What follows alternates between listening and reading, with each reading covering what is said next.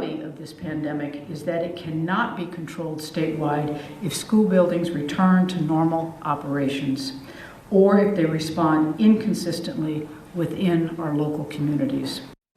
Kansas becomes the first state in the country to close all school buildings for the rest of the school year.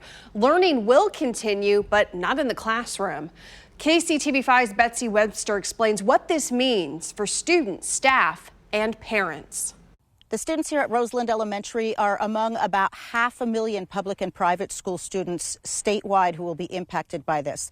The governor said that there is a task force working on recommendations about learning options, childcare, and meals.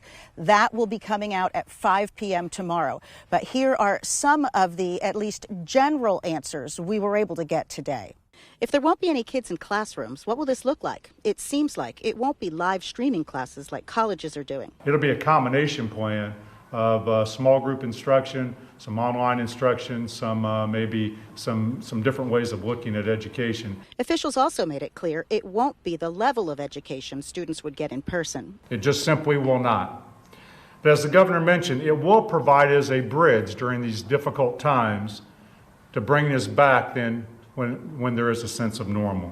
Then there are students set to graduate this spring. Ceremonies may be canceled, but getting a diploma so their next steps like college aren't delayed is key to many families. We're going to be asking school boards to look at requirements for graduation relative to the state. Many of our communities have graduation requirements higher. They're going to examine that, but I think our first attention will be to make sure that those students graduate on time. They've taken steps to address the meals kids get, especially important for those who count on free or reduced lunch plans.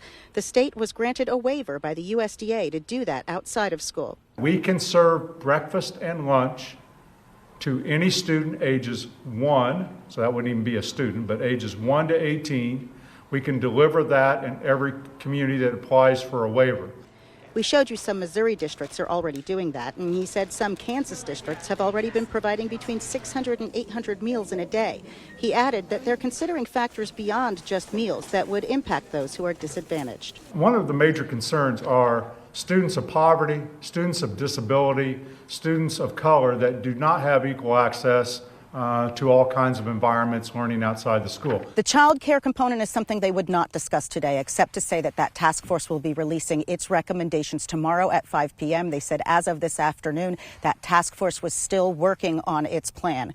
We will, of course, be following that and bring you the key components. In Roland Park, Kansas, Betsy Webster, KCTV5 News.